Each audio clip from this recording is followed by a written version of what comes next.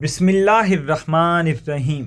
شہادت حسین کے بعد جب آل رسول کو قید کر کے حضرت امام حسین کے سر انور کو تن سے جدا کر کے نیزوں پر بلند کر کے شام کی طرف لے جایا گیا تو جہاں جہاں سے یزید کا قافلہ گزرا لوگ پوچھا کرتے کہ یہ کس کا سر ہے اور یہ بیویاں کون ہیں۔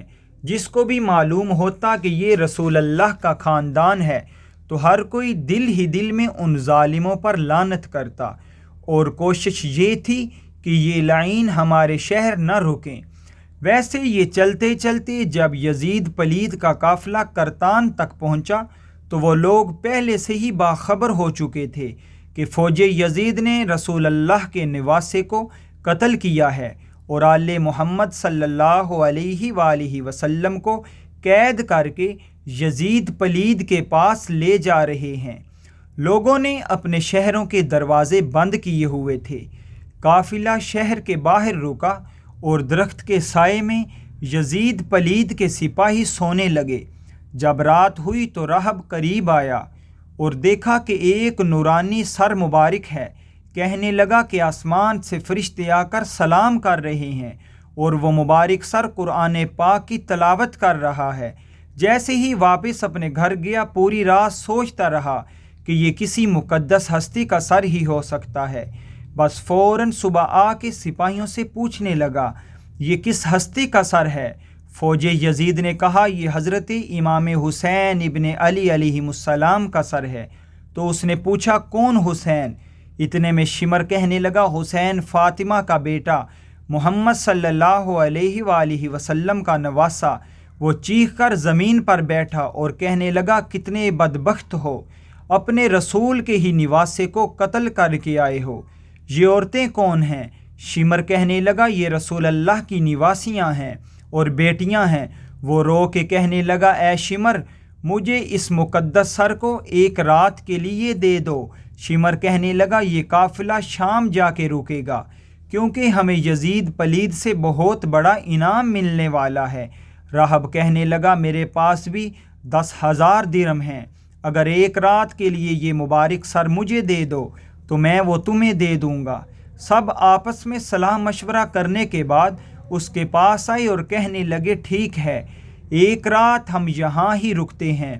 بلاخر ان ظالموں کو 10,000 درہم دے کر راہب حضرت سیدنا امام حسین علیہ السلام کا سر انور لے کر اپنے گھر آیا اور ایک پتھر پہ مبارک سر کو رکھا اور زاروں قطار رونے لگا۔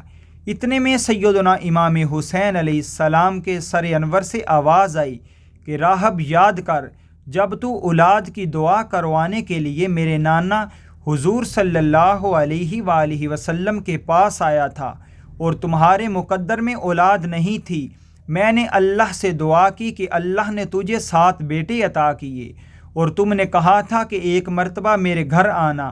اے راہب آج میں حسین تیرے گھر آ گیا ہوں۔ بس جیسے ہی حضرت امام حسین کے سر سے یہ آواز سنی تو راہب زاروں کی تار رونے لگا اور کہنے لگا اے میرے آقا حسین مجھے معاف کیجیے، اگر مجھے معلوم ہوتا تو میں بھی آپ کے مبارک قدموں پر قربان ہوتا۔ حضرت امام حسین نے فرمایا اے راہب اللہ کی مرضی یہ ہے کیونکہ اللہ کا دین میرے خون سے زندہ ہونا تھا۔ پوری رات وہ مولا حسین علیہ السلام کے مبارک سر سے گفتگو کرتا رہا۔ جب صبح کا وقت قریب آیا تو راہب نے سوچا کہ میں مولا حسین کا مبارک سر واپس کیسے کروں۔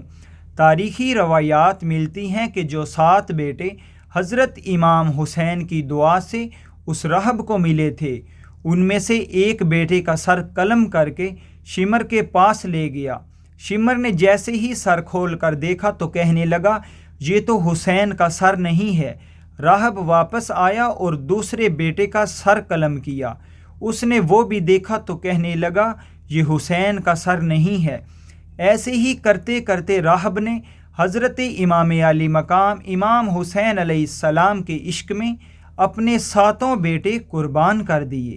جب آخری بیٹے کا سر شمر لعین کے سامنے رکھا تو وہ کہنے لگا اے راہب تو وعدہ خلافی کر رہا ہے، اگر حسین کا سر نہیں دیا تو ہم تیرے بھی خاندان کو قتل کریں گے اور تمہاری بیویوں کو بھی قیدی بنائیں گے۔ پس جیسے ہی وہ واپس اپنے گھر پہنچا تو حضرت سیدنا امام حسین علیہ السلام کے مبارک سر سے آواز آئی، اے راہب، اپنے 7 بیٹوں کے سر ان کے جسموں کے ساتھ رکھ دو، اللہ کے کرم سے تمہارے سارے بیٹے زندہ ہو جائیں گے، اور میرے سر کو اٹھاؤ اور فوج یزید کے حوالے کرو، کیونکہ یہی اللہ پاک کی مرضی ہے۔ ہمیں شام تک پہنچنا ہے اور ہر گلی ہر بازار سے گزر کر قرآن پاک کی تلاوت سنانی ہے، اور میری بہن سیدہ زینب سلام اللہ علیہا کو خطبے دینے ہیں، اور ایک ایک بازار سے گزرتے ہوئے اسلام کی تبلیغ کرنی ہے۔ تو بس راہب نے اپنے تمام بیٹوں کے سر ان کے جسموں پر رکھے تو اللہ پاک کے کرم سے امام حسین علیہ السلام کے صدقے سے وہ سارے کے سارے بیٹے زندہ ہو گئے۔ راہب روتا ہوا حضرت امام علی مقام سیدنا امام حسین علیہ السلام کا سر انور لے کر فوج یزید کے حوالے کرتا ہے اور کہتا ہے، کتنے بدبخت ہو تم لوگ جو اپنے ہی رسول کے نواسے کو قتل کرتے ہو اور ان کی بیٹیوں کو قید کرتے ہو، ان پر ظلم ڈھاتے ہو۔ تمہارا یہ ظلم قیامت تک تمہارے لیے لعنت بن جائے گا۔ ناظرین گرامی، آج بھی اس پتھر سے خون نکلتا ہے جس پتھر پر حضرت سیدنا امام حسین کے سر انور کو رکھا گیا تھا، کیونکہ شہید کبھی مرتا نہیں، زندہ ہوتا ہے، اور خون ناحق کبھی چھپتا نہیں۔